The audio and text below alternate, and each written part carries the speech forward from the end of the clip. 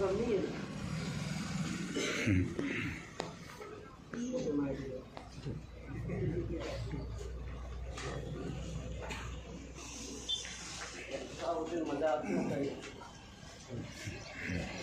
तमाम साथियों को आज का जो हमारा धरना है, सांकेतिक धरना, उसमें भाग लिया, इसके लिए आप सबको खूब जवाब। जय आदिवासी, जय। साथियों, अभी फिलहाल में एक मुद्दा जो गरमाया है, उसको लेकर के आप सभी यहाँ पधारे हैं, उसमें मैं भी एक शामिल हुआ। सांकेतिक रूप में जो धरना हुआ है, उसके लिए ये आज की बात नहीं है। ये विदेशी आक्रमणकारियों की संतानें जो इस देश में राज करने की मानसिकता रखती है, जिस दिन से उजागर हुआ उस दिन से इस तरह के स्टेटमेंट आते जा रहे हैं। कुछ इस तरह के कम अक्ल के अधकचरे दिमाग के जो लोग होते हैं, वो उनके अंदर जो नीतियां बनती है वो उजागर कर देते हैं। मैं आपको अवगत करवाना चाहूंगा, वो जो विचारधारा है, वो विचारधारा भारत के संविधान को नहीं मानती है। अगर वो मानती होती तो आर्टिकल 342 के अंदर आदिवासियों की जो परिभाषा है उसको गहराई से पढ़ती, उसको समझती। भारत के जो सुप्रीम कोर्ट है, सुप्रीम कोर्ट द्वारा 5 जनवरी 2011 का जो फैसला आया हुआ है, केस नंबर 10,367 का जो फैसला आया है, उसको पढ़ करके वो बात करते, इस देश की बोली, भाषा, संस्कृति, रीति रिवाज, परंपरा, उसकी पूजा पद्धति के आधार पर उसको जो पहचान मिली हुई है, उसको हिंदू समाज के नाम से नहीं बोलते, हिंदू धर्म के नाम से नहीं बोलते। हमको उसी दिन से ये पता हो जाना चाहिए था, जिस दिन से पर्ची की सरकार बनी। पर्ची से कम अक्ल के, बेअक्ल के, भैंसा बुद्धि के लोग ही सरकार में बैठे हैं। अगर वो भैंसा बुद्धि के लोग नहीं होते तो शेड्यूल एरिया के अंदर प्राइमरी एजुकेशन हमारा गड़बड़ा चुका है, क्वालिटी एजुकेशन नहीं मिल रहा है, उसके ऊपर बात करते। आज शिक्षक को शिक्षक ही रहने दिया जा रहा है, उसके ऊपर अनावश्यक भार थोप करके शिक्षा व्यवस्था को गड़बड़ाया जा रहा है, उस पर बात करते। कॉलेज शिक्षा को मजबूती देने के लिए प्रोफेसर के पद खाली है, भवन हमारे नहीं बने हुए हैं, उस पर बात करते। लेकिन उनके अंदर वो बुद्धि ही नहीं है। पर्ची के माध्यम से वो सरकार में आ चुके हैं, पर्ची की सरकार के माध्यम से आए हैं, वो जाहिर कर रहे हैं, उनकी गलती नहीं है भाई। वो आज हमको समझने की जरूरत है कि आज इस शेड्यूल एरिया के अंदर, इस प्रतापगढ़ जिले की बात करें तो सबसे निचले पायदान पर शिक्षा के मामले में आ रहा है। उसके बारे में कभी स्टेटमेंट नहीं देते हैं वो लोग, क्योंकि उस स्टेटमेंट दे देंगे तो इस राजस्थान की जनता, इस जिले की जनता, इस शेड्यूल एरिया की जनता जाग जाएगी और टीचरों की मांग करेगी। कर्मचारियों के पद जगह खाली है, उनको भरने की मांग करेगी। इसलिए वो इस तरह के स्टेटमेंट नहीं देते हैं।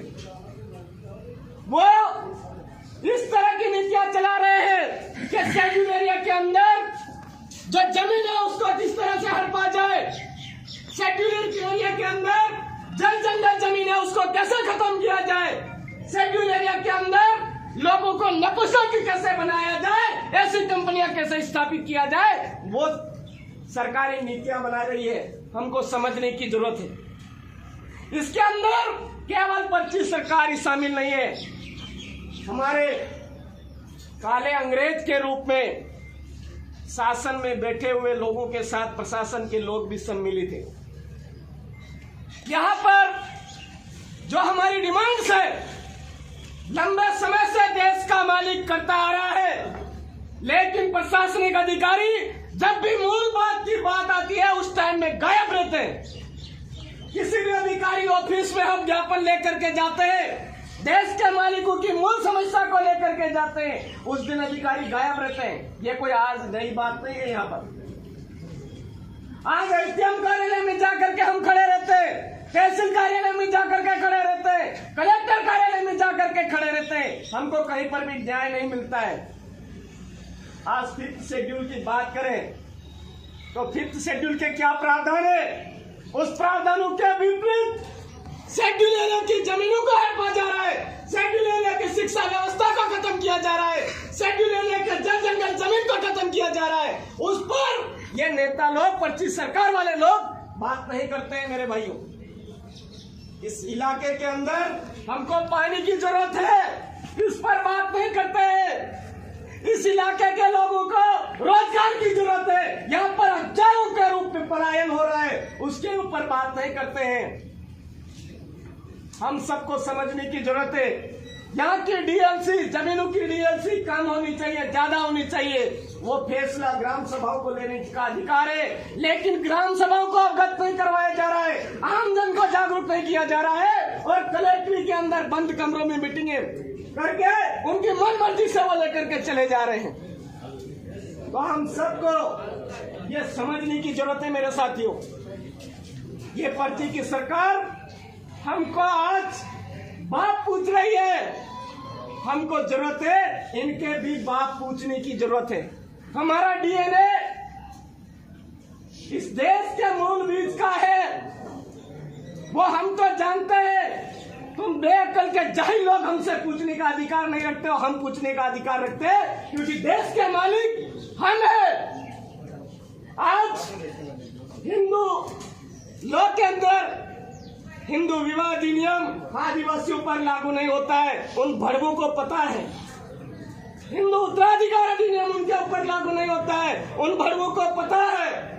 2013 के अंदर 7वीं कक्षा की किताब पेज नंबर 12 सामाजिक विज्ञान के अंदर उनकी सरकार ने खुद लिखा है कि आदिवासी प्रकृति पूजक है, आदिवासी प्रकृति पूजक है, यह उन्होंने खुद लिखा है। और आज स्टेटमेंट दे रहे आदिवासी हिंदू समाज का एक अभिन्न अंग है। अरे हम नहीं चाहते तुम भिखारियों के औलाद बनना, जबरदस्ती हमको भिखारियों की औलाद क्यों बनाते हो? आदिवासियों का हिंदू धर्म से कोई लेना देना नहीं है, मुस्लिम से कोई लेना देना नहीं है, ईसाई से कोई लेना देना नहीं है, इन धार्मिक पाखंडवादी धर्म धतुरों के से हमारा कोई लेना देना है नहीं है। हम इस देश के मूल मालिक के चांद, सूरज, पानी, पवन, झाड़, बीज, माई बाप, पूर्वज के अन्न जल को पूजने वाले लोग हैं। हम पर्यावरण संतुलन को बना करके रखने वाले लोग हैं, पर्यावरण प्रेमी है, प्रकृति पूजक है। उसके बावजूद भी गेरे गेरे नत्थु गेरे लोग आकर के कभी बोल के चले जाते हैं वनवासी है। हिजड़े चमन के लोग आकर के बोल के चले जाते हैं कि ये तो जातिवादी लोग हैं। उनकी जो लैंग्वेज है वो हम सबको समझने की जरूरत है। जब वो खुद इलेक्शन लड़ते हैं, उनके फॉर्म में भरते हैं, वो हिंदू नहीं है, और आज वो हमको जबरदस्ती कह रहे हैं कि ये आदिवासी हिंदू है, ये है, वो है, अभिन्न अंग है। तो ऐसे दोगले नेताओं के, अधिकतर दिमाग के नेताओं को राजस्थान का शिक्षा मंत्री पद के ऊपर नहीं है, वहां की जो विधानसभा है उस विधानसभा के अंदर कचरा निकालने के लिए वैसे आदमी को रखने की जरूरत है। ये हम यहां से मांग करते हैं। आज आदिवासी समुदाय का यह सांकेतिक धरना इस जिला कलेक्टर कार्यालय में हमने दिया है। अगर समय रहते जो पट्टी सरकार के मुख्यमंत्री महोदय हैं वो उनको पद से नहीं हटाते हैं तो आने वाले समय में उग्र आंदोलन होगा, जिसका कोई भी नुकसान होता है उसकी समस्त जिम्मेदारी शासन की भी रहेगी और प्रशासन की भी रहेगी। आज इस कलेक्टर कार्यालय के आगे खड़े रह करके हम अवगत करवाना चाहते हैं।